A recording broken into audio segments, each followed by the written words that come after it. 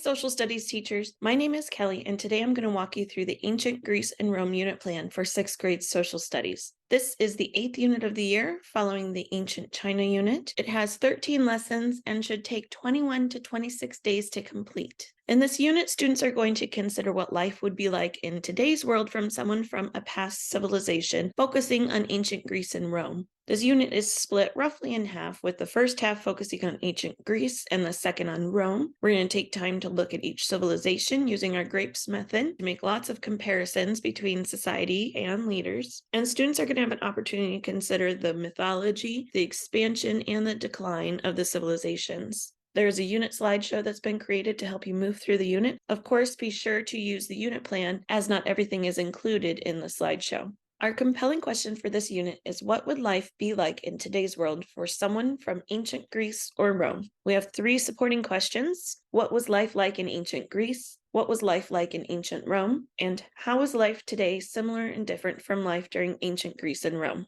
Lesson 1 is called Traveling Through Time and should take 1 day to complete. We start with a clip from Mr. Peabody and Sherman. You're going to have students talk about what they saw in the clip and try to guide the conversation to the characters not understanding the rules or the social norms of the places they went. The main portion of this lesson is to have students brainstorm what life would be like in today's world from someone in the past. You could have students use the grapes method and come up with ideas for each of those categories. Lesson 2 is called the Geography of Ancient Greece. Again, it's designed to take 1 day.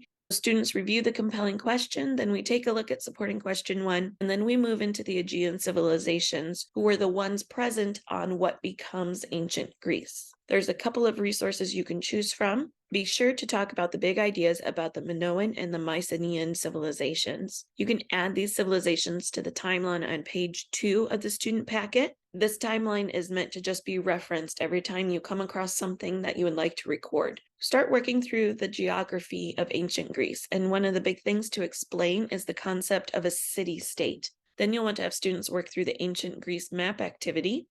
There's 3 parts to this activity. The first is a quick sort. The Greece map, these are drag and drops to different locations. And then to think about how natural barriers like mountains and bodies of water have impacted the development of those cultures. Lesson 3 covers the politics and society of ancient Greece. This is a much larger lesson and takes 3 to 4 days to move all the way through. Begin this lesson with a review of city-states, making sure that students really understand how that worked. We use several of these core knowledge student readers throughout the unit. These have been added as a slideshow. Students would just need to go to whichever slide they need to read, which for this one starts on slide 9, and then zoom in to be able to see it easily. As students are learning about the governments of ancient Greece, they are completing this activity where they find the type of government, and then they list out some of the pros and cons that were experienced in the city-states of ancient Greece. Present these 2 classroom options to the students. Classroom A has a teacher that focuses mostly on the students having control. In Classroom B, the teacher makes the rules and has most of the control. You want to ask the students to think about which they prefer and why, and which classroom students would see more success. Use this as an intro to get into Athens and Sparta. When we're talking about Athens and Sparta, there is a Venn diagram on page 5 of the student packet for students to complete about the 2. You can do this in any way you want. The big goal is to figure out the differences in politics, social structure, and the cultural values for these 2 city-states. It's kind of interesting if you look at the geography of these 2 locations.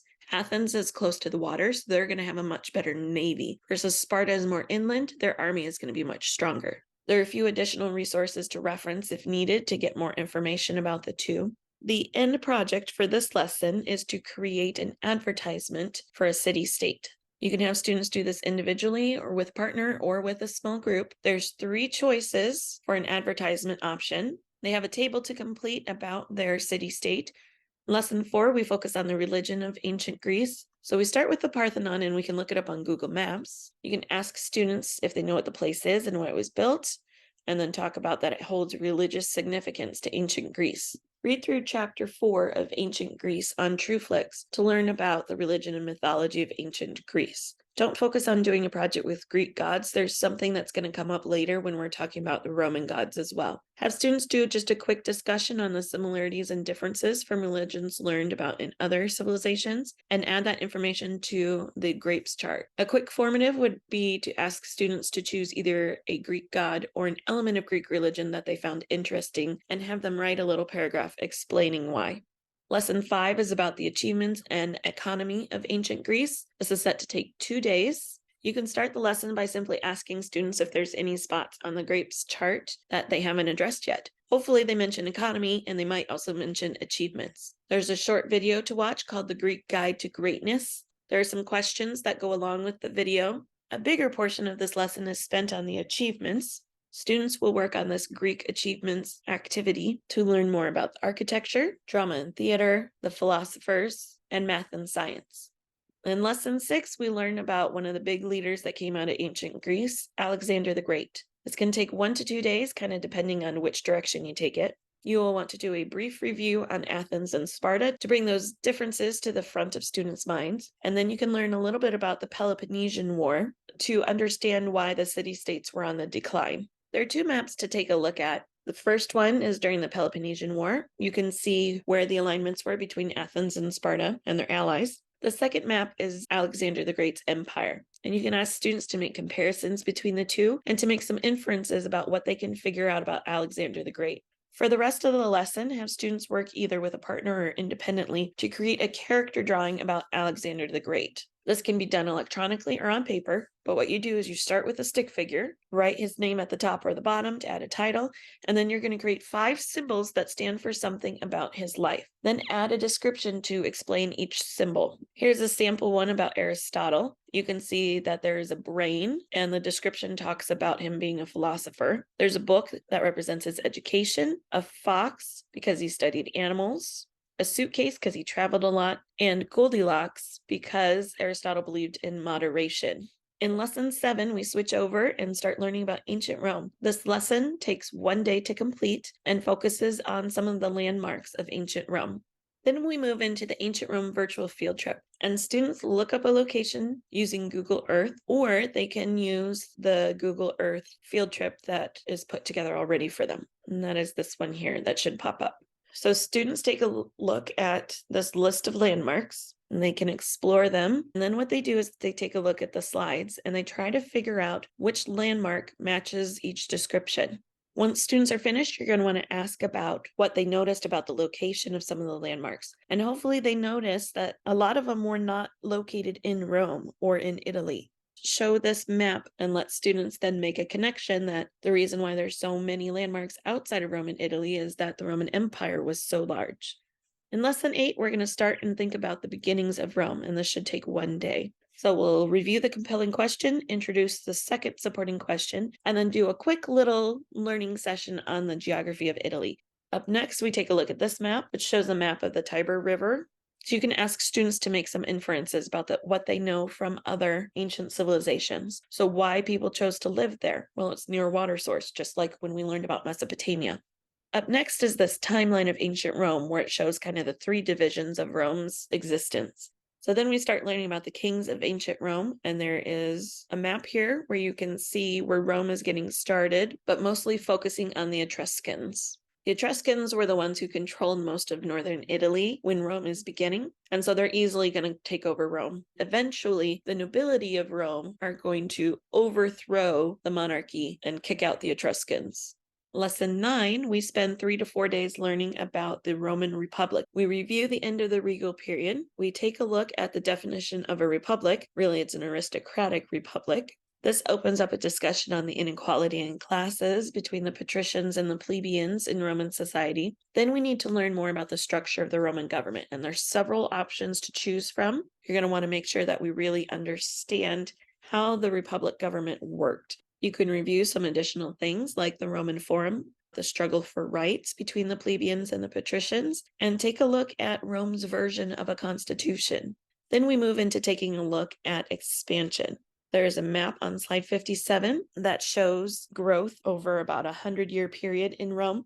And then we have a couple of options to read and learn about how Rome expands. And we're going to find out that the army is very important. With the Punic Wars, this offers an opportunity to learn about some of the challenges the Roman Republic faced, especially over Carthage. Up next, we learn about Julius Caesar, who is probably the most well-known leader from the Roman Republic time. In Lesson 10, we learn about the Roman Empire. This lesson should take about 2 days to move through. We start with a quick summary of the Roman Republic and focusing on one of their big achievements, which was the construction of roads. Then we move into empire and creating the definition. Then we move into learning about Octavian Augustus. And with Augustus, we're going to find out that he is focused on establishing peace and keeping the balance of power between the emperor and the Senate. Then we have some time to explore Roman architecture. Students will work through this Roman architecture project and take a look at 3 Roman landmarks to discover which types of architectural elements were used in the building and to find out a little bit more about the background. Then we take just a little bit of time to figure out what the economy looks like. The big thing with the economy in ancient Rome is that we're going to see lots and lots of trade routes over land and across the water because the empire is so large. Lesson 11 is called Division and Decline. It takes 2 to 3 days to complete. In this lesson, we're going to start off by learning about the religion of ancient Rome. And like most ancient civilizations, it was polytheistic, at least at the start. Then we have some time to explore the Roman mythology. Up next, take a little bit of time to see that Christianity is going to rise and spread across the Roman Empire, and that most of the emperors are not going to be cool with this. There is one emperor that's going to be more open to Christianity, and that's Constantine. He ends up allowing for religious freedom with the Edict of Milan. The last aspect of this lesson is to learn about how the Roman Empire declined. So to do that, we have the Fall of Rome DBQ. A DBQ stands for Document-Based Question. We have the question, how did the Roman Empire fall? Students move through the sources, pull evidence from the sources, and use that evidence to answer that question at the end. So this first source, it says it's a map of divided Roman Empire, 400 CE. Students will WDIS, or pick out what they see in the map, and then they answer the question, why are Rome and Constantinople marked with the same symbol and in bold print? And then the question, what does this source explain about why the Roman Empire fell? They might figure out that the empire has been split into 2 pieces and maybe it wasn't going very well. Second source is a podcast to listen to. Students listen to the podcast and they listen for this reason to show up. The Roman Empire was too large. Then they put in some of the evidence that the speaker gives for that. And then question 5 is over whether each empire fell at the same time. And if not, when did each empire end? So if students were thinking in the first source that it was split into 2 halves, the second source confirms that. Source 3 is a map of the Germanic empires, which invasions were talked about in the podcast. So this one will hopefully make connections for students right away. They're going to notice that there's more divisions in the map, and they can make comparisons and point out that the Eastern Roman Empire pretty much stayed the same between the first map and this map. At the end, students use evidence from the sources. They answer the question, how did the Roman Empire fall? And if students can say which source they pulled the evidence from, that is an extra bonus. If you have never done a DBQ with students, I would recommend doing the first source together and then letting kids either work with a partner or trying the next 2 sources on their own. In lesson 12, we have our similarities and differences again. This will take 1 to 2 days to complete, depending on which direction you go with it. You can review those brainstorm lists that students made in lesson 1 and consider if anything that they put on the list is a direct connection to what they've learned about ancient Greece and Rome. Then you'll want to have students complete a compare-contrast activity about life today, life in ancient Greece, and life in ancient Rome. There's a graphic organizer on page 13 of a triple Venn diagram. There's some activity options listed. If I were teaching this lesson, I would probably go with the poster paper option based on the grapes categories and have students rotate through, or have students focus on just one of those categories and then share out their findings. Most likely what we're going to see is there'll be some similarities in politics. There'll be a connection to Rome with religion, and there should be some connections to many of the achievements. Lesson 13 is the summative. And for this, students are considering the compelling question, what would life be like in today's world for someone from ancient Greece or Rome? First, students will choose a person. It could be a male or female from Athens, from Sparta, it could be a male or female patrician or plebeian, or it could be one of our celebrities from ancient Greece or ancient Rome. Then students do a bit of research about what that person's life was like in ancient time, thinking about when they lived, where they lived, what their role was in their daily life, and some description of the civilization. Then in step 3, they think about 5 things that would be different in today's world for the person. So they could use grapes, think about the job, social role, etc. And then step 4, students are creating their story. The story could be a comic. You could use a storyboard program. Students could create a slideshow. The stories should all include an explanation of their person and what their life was like in the past, times when the person is experiencing those 5 different things, and a quick conclusion about the person's experience. I hope this video is a helpful resource as you prepare to teach the Ancient Greece and Rome unit plan. As always, please reach out to your PLC leader, instructional coach, or curriculum facilitator with any questions or if you are needed of any additional support.